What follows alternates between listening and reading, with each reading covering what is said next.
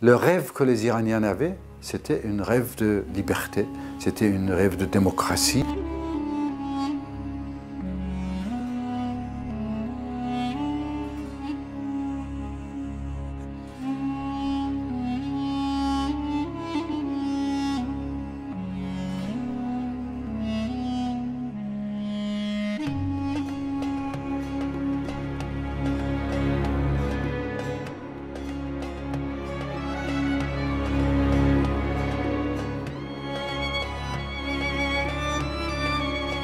J'ai photographié les événements de la Révolution, avant la Révolution, comment la société iranienne était avant, ensuite les manifestations, arrivée de Khomeini, la prise d'otages américains dans l'ambassade américaine, et tout de suite quand ce régime, ils ont montré un visage très brutal, ils ont commencé à attaquer le peuple, les minorités, surtout les Kurdes. Donc j'ai beaucoup travaillé sur les Kurdes. Mon frère Manoucher, il faisait du cinéma, des études de cinéma en Italie. Il est retourné en Iran et lui, il a resté jusqu'à 85. Donc c'est un mélange de travail de nous deux. Le mien jusqu'à 81 et les siens jusqu'à 85.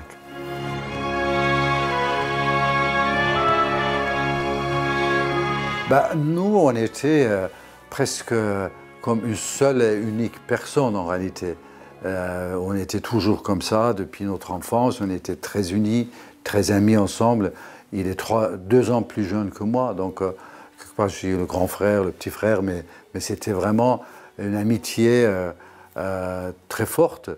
Et ce qui était important aussi pour nous, et c'est pour ça qu'il y a une telle variété dans notre travail, parce que comme tous les deux, on travaillait pour Agence Sipra Presse, et donc dès qu'il y avait un événement, on n'était pas du tout concurrents. Au contraire, on disait, bon, il y a les prises d'otages américaines, je vais couvrir l'ambassade. Il y a les avions américains qui ont attaqué, ils étaient brûlés à Tabas. Manoucher, tu vas là-bas. Et c'était extraordinaire. C'est pour ça qu'il y a une telle variété, et aussi dans ce livre, mais c'est complet aussi. Parce que presque dans cette période où on était, tous les événements importants qu'il y a eu, l'un de nous était là. On a pu couvrir ça.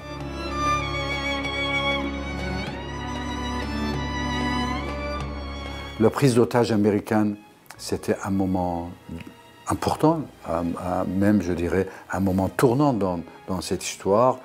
Et la guerre aussi, que les ayatollahs, les gardiens de la révolution, ils ont commencé contre les populations, contre les étudiants à l'université, contre les Kurdes, contre les Baloutches, contre les Turkmènes, contre les Arabes au sud de l'Iran. Tout ça, c'était des moments importants et forts, et qui étaient comme une plaque tournante de cette révolution qui est tombée dans les mains de religion.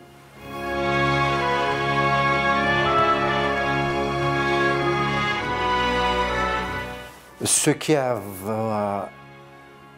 changé certainement, c'était visuel. C'était d'un seul coup, le régime, par exemple, a obligé des femmes de porter des voiles. Or, avant, quand on était dans la rue de Téhéran, c'était comme si on se promenait à Paris ou en Europe, aux États-Unis. Vous voyez ce que je veux dire? Et d'un seul coup, ce changement incroyable où ils ont obligé, avec beaucoup de brutalité, beaucoup d'oppression contre les femmes, de mettre la voile, ça c'était visuellement, c'était le premier grand changement, je dirais, photographique pour nous.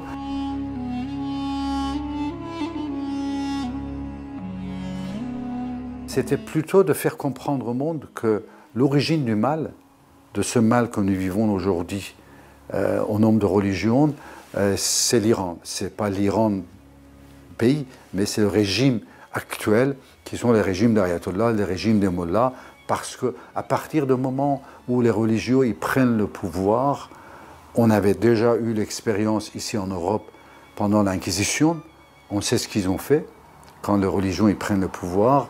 Et là, nous, on vit la même chose en Iran. C'est l'inquisition iranienne, mais qui est répandue aussi sur le Moyen-Orient.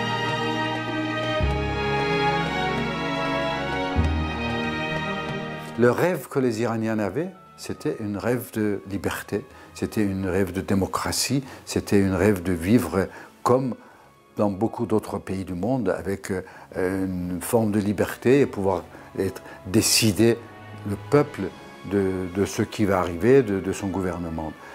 Et bien, malheureusement, ce n'était pas le cas. Malheureusement, ce que le peuple a vécu dans ces 40 dernières années, c'était le pire de cauchemar qu'il n'aurait jamais imaginé qui pouvait exister. Ce que le peuple iranien il a vécu et il vit encore dans ces 40 dernières années, il n'a jamais souffert autant pendant toute son histoire qui date de 2500 ans. Parce qu'avant, c'était des envahisseurs qui venaient de l'étranger, occuper le pays. Maintenant, c'est eux-mêmes, ce sont les Iraniens, une partie, peut-être 5-10% seulement, mais qui ont pris le pouvoir au nom de religion, au nom de l'islam, et ils font souffrir ce peuple qui n'a jamais souffert autant.